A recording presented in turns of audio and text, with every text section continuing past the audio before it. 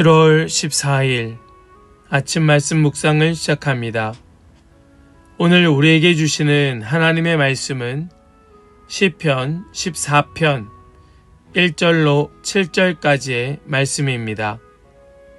시편 14편 1절로 7절입니다. 어리석은 사람은 마음속으로 하나님이 없다 하는구나. 그들은 한결같이 썩어서 더러우니 바른 일을 하는 사람이 아무도 없구나. 주님께서는 하늘에서 사람을 굽어보시면서 지혜로운 사람이 있는지 하나님을 찾는 사람이 있는지를 살펴보신다. 너희 모두는 다른 길로 빗나가서 하나같이 썩었으니 착한 일을 하는 사람이 하나도 없구나. 죄악을 행하는 자는 다 무지한 자냐? 그들이 밥 먹듯이 내 백성을 먹으면서 나 주를 부르지 않는구나. 하나님이 의인의 편이시니 행악자가 크게 두려워한다. 행악자는 가난한 사람의 계획을 늘 좌절시키지만 주님은 가난한 사람을 보호하신다. 하나님, 시온에서 나오셔서 이스라엘을 구원하여 주십시오. 주님께서 당신의 백성을 그들의 땅으로 되돌려 보내실 때에 야곱은 기뻐하고 이스라엘은 즐거워할 것이다. 아멘. 살아계신 하나님의 말씀입니다. 아멘. 할렐루야. 오늘도 우리와 함께 하시며 우리에게 말씀 주시는 주님을 찬양합니다. 주시는 말씀 붙들고 우리에게 찾아오시는 주님을 꼭 만나는 우리 모든 성도들 다 되시기를 간절히 소망합니다. 우리는 앞에서 하나님의 침묵처럼 느껴지는 시간 속에서도 하나님의 변함없는 사랑을 붙드는 믿음을 노래하였습니다. 하나님 언제까지입니까? 하나님 언제까지입니까? 외쳤던 시인은 하나님을 찬양하는 것으로 그 시가 맞춰졌음을 우리는 기억하고 있습니다. 그리고 오늘 14편에서는 한 걸음 더 근본적인 질문으로 우리를 이끌고 있습니다. 세상이 왜 이렇게 무너져 가는가? 왜 불신은 끊이지 않고 왜 사람은 서로를 해치며 왜 죄는 반복되는 것일까? 다윗은 그 원인을 환경에서 찾지 않습니다. 제도나 문화에서 찾지 않습니다. 이 시인은 그 원인을 사람의 마음, 인간의 마음에서 찾고 있습니다. 하나님을 떠난 인간, 하나님을 떠난 사람은 결국 자신도 잃고 이웃도 잃고 세상도 무너뜨리게 된다 말하고 있는 겁니다. 그러나 오늘 본문의 말씀은 인간의 죄만 말하는 시편이 아니라 그렇게 무너진 인간을 찾아오시는 하나님의 은혜를 보여주고 있는 것이 바로 오늘의 말씀입니다. 우리 인간은 하나님을 찾지 않았습니다. 계속해서 죄와 버타였고 세상과 어울렸습니다. 그러나 하나님은 끝까지 포기하지 아니하시고 인간을 찾으셨습니다. 이것이 오늘 본문의 가장 놀라운 복음입니다. 오늘 본문은 우리에게 한 가지 질문을 던지고 있습니다. 나는 하나님을 찾는 사람인가? 아니면 하나님께서 찾아오셔야만 하는 사람인가? 여러분들은 어떠하십니까? 하나님을 찾으시는 성도입니까? 아니면 하나님께서 찾아오셔야만 하는 그런 한 영혼, 안타까운 영혼입니까? 오늘 말씀에 등장하고 있는 우리 하나님은 어떤 분이신가? 하나님은 바로 사람의 중심을 살피시는 하나님이심을 보여주고 있습니다. 오늘 말씀의 시작은 굉장히 강한 선언으로 시작하고 있는데요. 말씀을 보시면 어리석은 사람은 마음속으로 하나님이 없다 하는구나. 그들은 한결같이 썩어서 더러우니 바른 일을 하는 사람이 아무도 없구나. 여기에서 어리석은 사람이라고 하는 것은 지식이 부족한 사람을 말하는 것이 아니고 하나님 없이도 살아갈 수 있다고 하는 사람입니다. 하나님이 없어도 살만하고 정말로 힘들 때, 어려울 때, 괴로울 때 하나님께서 잠깐 도와주시면 그걸로 족하다라고 여기는 사람, 그 사람을 어리석은 사람이라고 말하고 있는 겁니다. 그들은 입술로 하나님을 부인하고 있는 것이 아닙니다. 그저 삶으로 전적으로 온전히 하나님을 모시고자 하지 않는 겁니다. 그래서 문제의 시작은 그들의 행동이 아니라 그 마음 중심이라 말하는 것이지요. 이어서 다윗은 하나님의 시선을 우리에게 보여주고 있습니다. 우리 2절 말씀을 보실까요? 주님께서는 하늘에서 사람을 굽어보시면서 지혜로운 사람이 있는지 하나님을 찾는 사람이 있는지를 살펴보신다. 아멘. 이 장면은 매우 인상적인 장면입니다. 사람은 하나님을 찾지 않았지만 하나님은 하늘에서 사람을 굽어 보시면서 하나님을 찾는 사람이 있는가 하는 것을 살펴보신다 말씀합니다. 하나님은 외모나 성취를 보지 아니하시고 사람의 그 마음, 중심, 삶의 방향을 보시는 하나님이신 줄 믿습니다. 우리는 사람 앞에서는 경건해 보일 수 있습니다. 그러나 하나님은 진짜 우리의 마음을 누구보다 잘 아십니다. 완벽하게 아십니다. 그 하나님께서 지금도 우리의 중심을 살피고 계시는 줄 믿습니다. 또한 우리 하나님은 어떤 분이신가? 죄 가운데 있는 인간을 결코 포기하지 않으시는 하나님이시다 말씀합니다. 다윗은 하나님의 진단을 우리에게 전합니다. 3절입니다. 너희 모두는 다른 길로 빗나가서 하나같이 썩었으니 착한 일을 하는 사람이 하나도 없구나. 여러분 그렇습니다. 하나같이 빗나가서 다 썩었다. 착한 일을 하는 사람이 없다. 이것은 인간을 절망시키기 위한 말씀이 아니고 인간이 얼마나 하나님의 은혜를 필요로 하는지를 깨닫게 하는 말씀입니다. 사도 바울도 로마서의 말씀 속에서 이 말씀을 인용하면서 모든 사람이 죄 아래 있음을 설명합니다. 인간의 가장 큰 문제는 실수가 아닙니다. 죄입니다. 그리고 죄의 가장 깊은 뿌리는 하나님과의 관계가 끊어진 것입니다. 그것이 죄예요. 하나님과의 관계가 끊어진 것이 죄입니다. 그러나 놀라운 것은 하나님께서 그 죄인을 포기하지 않으시고 계속해서 다시 창조하시고 계신다는 사실입니다. 하나님은 죄를 가볍게 여기지 않으시지만 그 죄인을 결코 버리지 아니하시는 분입니다. 성경의 역사는 하나님을 떠난 인간이 하나님을 찾아간 이야기가 아니고 하나님을 떠난 인간을 하나님께서 찾아오시는 이야기가 바로 성경의 역사이고 구속사인 겁니다. 잃어버린 아담을 찾아오셨고 방황하는 아브라함을 부르셨고 마침내 예수 그리스도를 보내셔서 죄인을 구원하셨고 오늘날 저와 여러분도 부르셔서 만나주신 하나님, 우리의 인생을 찾아오셔서 우리와 함께 하신 하나님의 이야기가 바로 이 성경 가운데에 나타나고 있는 겁니다.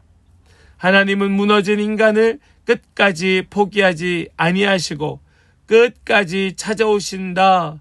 우리 이 사실을 꼭 기억할 수 있기를 간절히 소망합니다. 또한 우리 하나님은 자기 백성에게 소망을 주시는 하나님이시다 말씀합니다. 오늘 시편의 후반부에서 분위기가 또 달라지고 있습니다. 악인은 하나님의 백성을 삼키려 하지만 다윗은 이렇게 선언합니다. 5절입니다. 하나님이 의인의 편이시니 행악자가 크게 두려워한다. 아멘. 여러분, 이 문장이, 이 5절의 말씀이 바로 이 14편의 말씀의 중심이 되는 줄 믿습니다. 하나님께서는 의인의 편이시니 행악자가 크게 두려워한다. 아무리 세상이 타락하여도, 아무리 세상이 무너져도, 아무리 세상이 의인을 삼키려 하여도 하나님은 하나님의 백성과 함께 하신다. 여러분 꼭 믿으시기 바랍니다. 또한 이 시편의 시인은 그것을 붙들고 소망으로 마치고 있습니다. 우리 7절 말씀을 함께 봅니다. 하나님, 시온에서 나오셔서 이스라엘을 구원하여 주십시오. 주님께서 당신의 백성을 그들의 땅으로 되돌려 보내실 때에 야곱은 기뻐하고 이스라엘은 즐거워할 것입니다. 아멘. 다윗은 단지 현실의 회복만을 기대한 것이 아닙니다. 하나님께서 이루실 완전한 구원을 바라보고 있습니다. 이 고백은 결국 예수 그리스도 안에서 완성되지요. 참된 구원은 인간의 노력으로 이루어지는 것이 아니고 하나님께서 친히 오셔야 가능합니다. 예수님께서는 죄로 무너진 인간을 회복시키시기 위하여 이 땅에 오셨고 십자가와 부활을 통하여 새로운 생명의 길을 열어주셨습니다. 그리하여 우리의 소망은 인간의 어떤 능력이나 가능성이 아니고 하나님의 구원하심, 전적인 주님의 은혜에 있다는 사실에 우리의 소망을 두게 되는 것이지요. 하나님은 절망 가운데 있는 자기 백성에게 구원의 소망을 주시는 하나님이신 줄 믿습니다. 우리 하나님께 우리 모든 소망을 두는 우리 한 분 한 분 다 되시기를 간절히 소망합니다. 따라서 우리는 오늘 말씀을 붙들며 이렇게 적용해야 할 것입니다. 하나님을 떠나면 무너지지만 하나님께 돌아오면 회복된다. 여러분 믿으십니까? 하나님을 떠나면 무너지지만 하나님께 돌아오면 회복됩니다. 우리는 세상이 무너지는 이유를 밖에서 찾기 쉽습니다. 환경을 탓하고 사람을 탓하고 시대를 탓합니다. 그러나 시편 14편은 먼저 우리의 마음을 보라고 말씀합니다. 죄는 언제나 하나님을 삶의 중심에서 밀어낼 때 시작됩니다. 반대로 회복은 하나님께로 돌아올 때 시작됩니다. 신앙은 단순히 종교 생활을 하는 것이 아니고 매일매일 하나님을 삶의 중심에 모시는 것이 바로 신앙인 줄 믿습니다. 오늘 우리의 가정이 또 우리의 교회가 삶이 회복되기를 원한다면 먼저 하나님께서 우리의 중심이 되셔야 합니다. 오늘 함께 나눈 이 시편 14편의 말씀은 인간의 죄를 적나라하게 드러내고 있습니다. 그러나 거기에서 끝나지 않습니다. 무너진 인간보다 더 크신 하나님의 은혜를 보여줍니다. 인간은 하나님을 찾지 않았습니다. 그러나 하나님은 인간을 찾아 오셨습니다. 이것이 복음입니다. 예수님께서는 인자가 온 것은 잃어버린 자를 찾아 구원하기 위함이다 말씀하셨죠. 십자가는 하나님께서 바로 저와 여러분을 포기하지 않으셨다는 가장 확실한 증거입니다. 그러므로 우리에게 소망이 있는 이유는 우리가 하나님을 잘 찾았기 때문이 아니라 하나님께서 끝까지 우리를 포기하지 아니하시고 찾아오신 분이시기 때문이란 그 사실을 기억하면서 주님, 시온에서 나오셔서 이스라엘을 구원하여 주십시오. 오늘도 이것을 붙들고 주님께 소망을 두고 살아가는 우리 모든 성도들 다 되시기를 주님의 이름으로 간절히 축원합니다. 아멘. 우리 더 깊은 묵상으로 나아가길 원합니다. 내 삶에서 하나님보다 더 중심에 두고 있는 것은 무엇인가? 나는 죄의 문제를 환경에서 찾고 있는가? 아니면 먼저 내 마음 앞에서 하나님을 바라보고 있는가? 오늘 하나님께서 회복하시기를 원하시는 내 삶의 영역은 어디인가? 우리 이 질문들을 하나하나 생각해 보면서 함께 깊은 묵상으로 나아가길 원합니다. 함께 묵상으로 나아가겠습니다.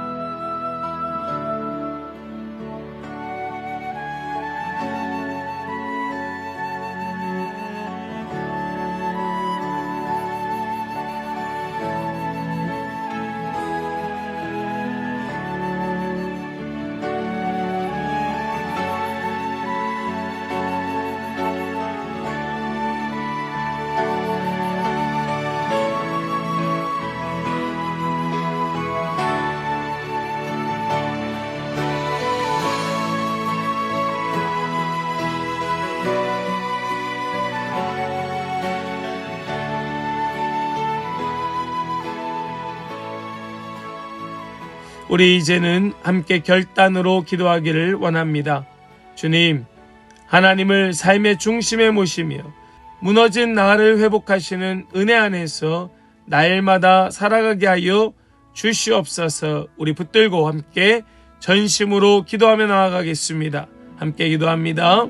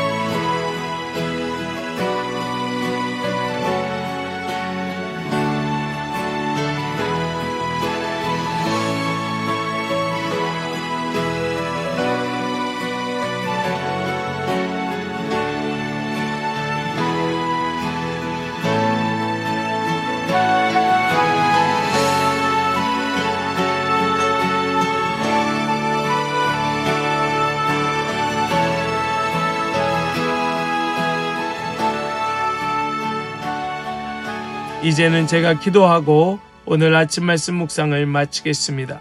함께 기도하겠습니다.